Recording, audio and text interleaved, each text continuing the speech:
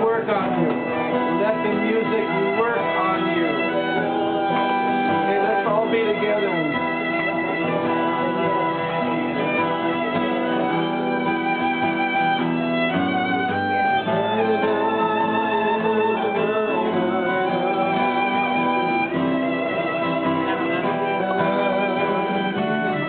Look at each other. Look at each other. Look at the face of the person next to you.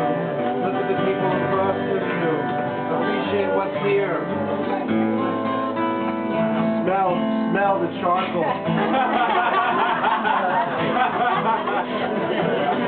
Appreciate how many places could you have that smell? New York City. On a rainy day.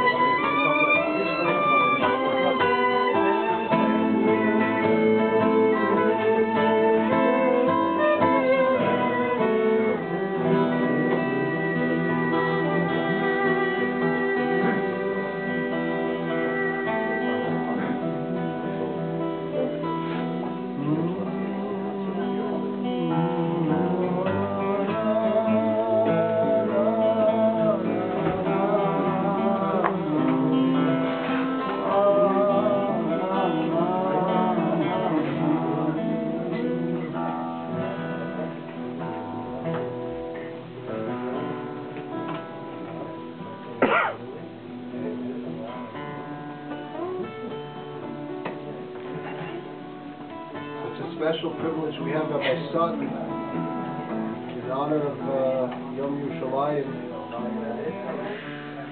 The Gemara says that Sidna Da'ara Chadhu, that the crust of the land, the earth, the crust of the earth is one. So really, really it's somehow, I know I see the Manhattan skyline. Maybe I should be seeing Yerushalayim. So Rabbi Sutton is going to bring us a little closer. He just got on the plane, but he's going to bring us a little closer to seeing that the Manhattan skyline is. You just look right behind it. It's hard to see behind it. No, but if you high up enough, then it's easier. That's why we came up here. Lord, where's Lawrence? Where's Lawrence? Lawrence is bringing out chairs. He's bringing out the director's chair.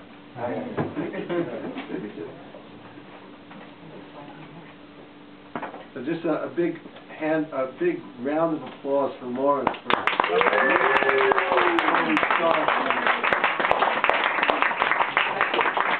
Thank you, Lawrence. Really hard. Thank you, Lawrence. And opening up his home and making everybody feel so welcome here. So everybody, please give your attention to Rabbi Satman, accompanied by Yaakov Dov and maybe Stephanie.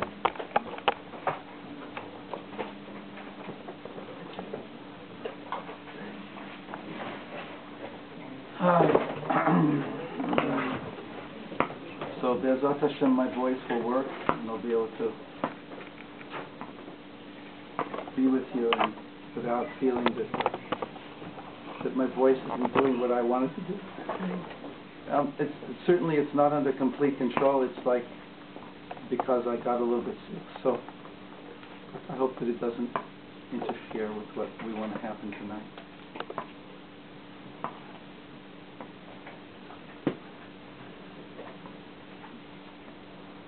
So first of all, I haven't counted the Omer tonight.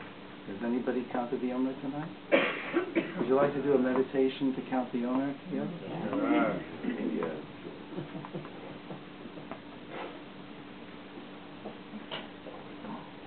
The two of you who are standing, three of you, would you like to find a place to sit? Is it be better for you? You're okay like that?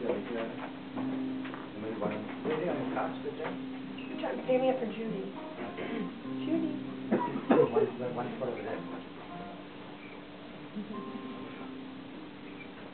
Apropos of what Rav Naftali said, so there's an amazing scene in the book of Exodus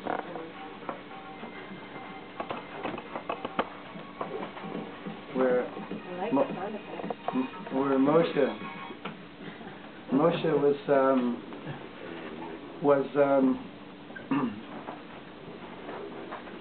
was being called in by Paro.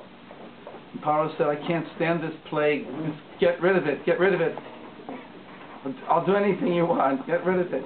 And Moshe says, "Okay, I'll get rid of it, but I have to leave the city in order to pray." And so Rashi says it's because the place is filled with idols. And you can't pray in a place where there's idols. So he goes out of the city and he prays, and the plague stops. But for the ninth plague, he goes in,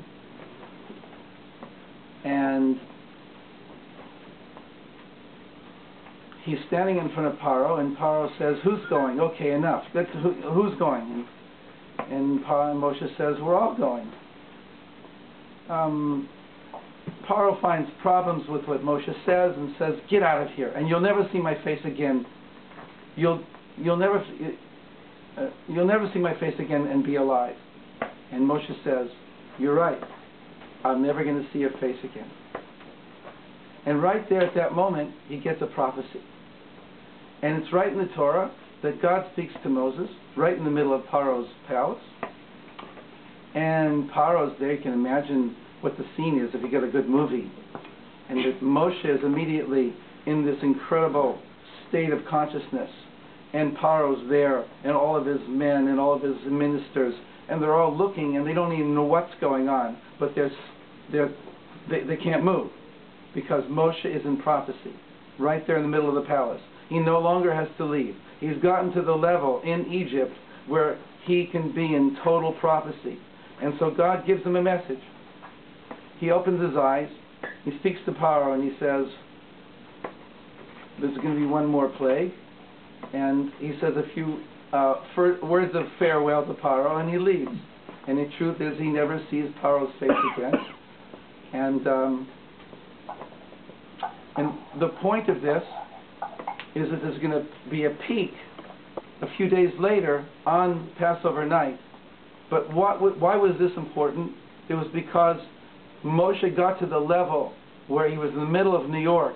He was in the middle